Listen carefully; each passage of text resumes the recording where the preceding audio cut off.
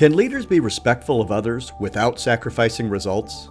Can an organization's culture place an equal emphasis on both results and respect? Can leaders develop behaviors that create engagement and commitment as opposed to compliance?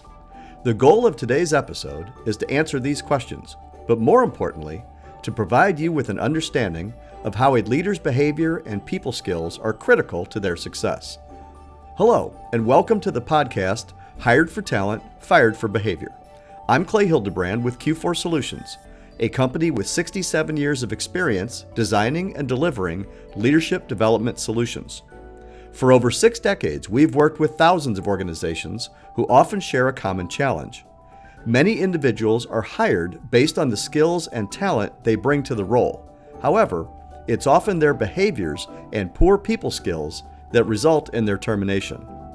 This series will examine those behaviors that are most problematic, as well as the leadership style and interpersonal skills proven to maximize a leader's effectiveness.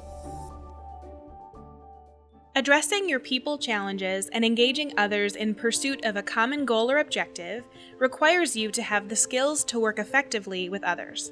And, since people are different, you need to develop the skills to work with different people differently and effectively.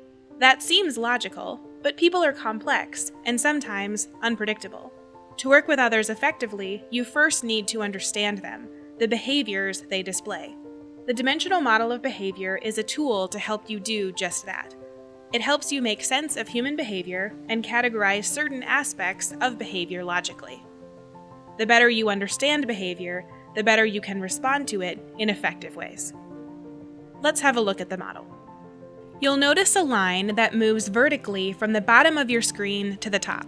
We call this the task continuum. In other words, at the lower end of the line, where the color is lighter, an individual tends to let things happen. They have a low task focus.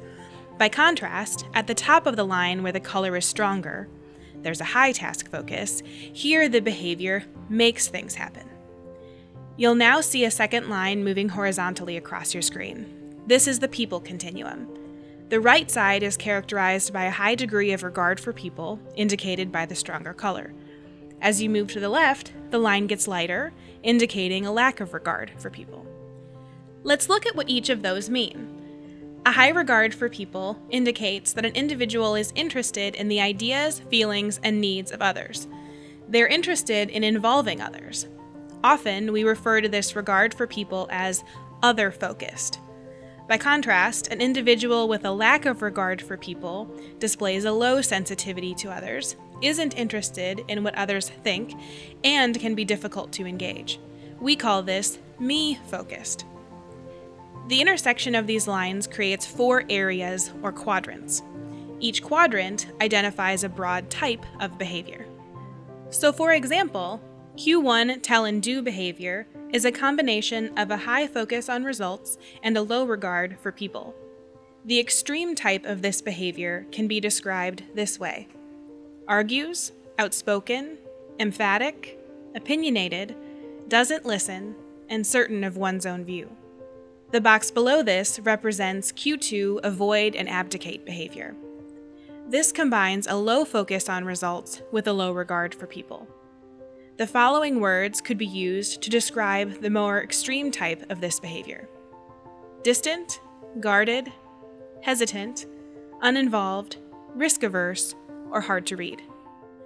Moving to the right along the bottom of the model is Q3 pacify and socialize behavior. This is the intersection of a low focus on results and a high regard for people.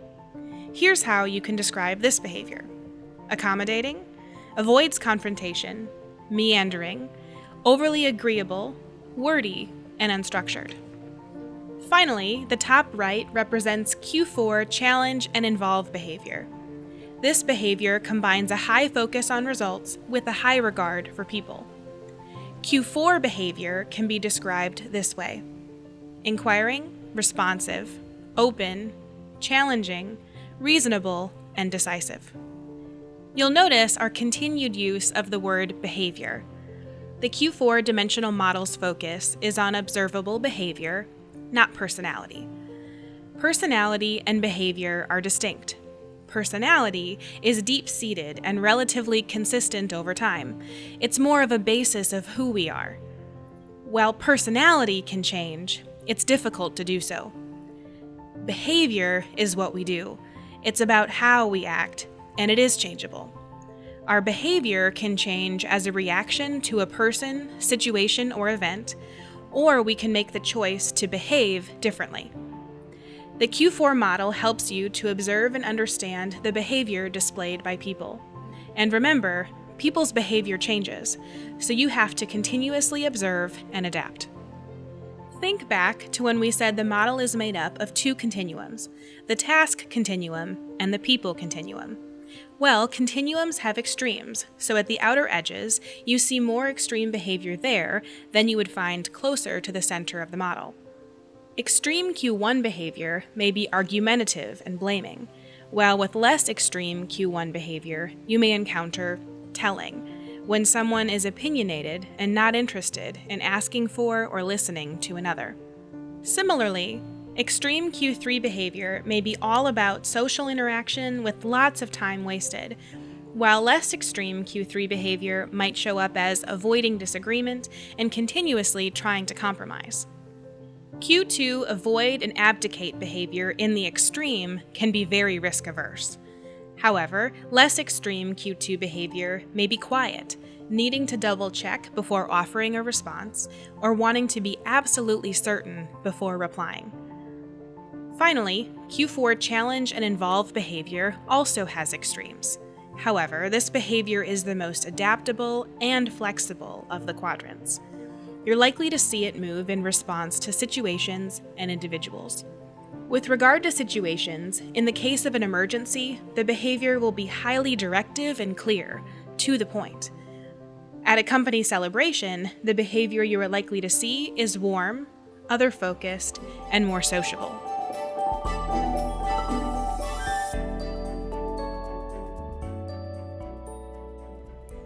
Remember when I asked the questions, can leaders be respectful of others without sacrificing results? Can an organization's culture place an equal emphasis on both results and respect?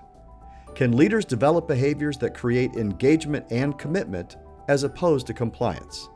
Our answers to these questions is absolutely when demonstrating Q4 behaviors. After seeing the Q4 model for the first time, it can sometimes be difficult to distinguish between various quadrants. Join us for our next episode when we'll answer the question, what's the big difference between Q1 and Q4? I hope you found the information we shared today valuable, and if you would like to learn more about how to apply these principles to your own organization, please visit us at www.q4solutions.com, or you can follow us on YouTube, and you can contact me directly, Clay Hildebrand, at 314-608-2591. Thank you very much.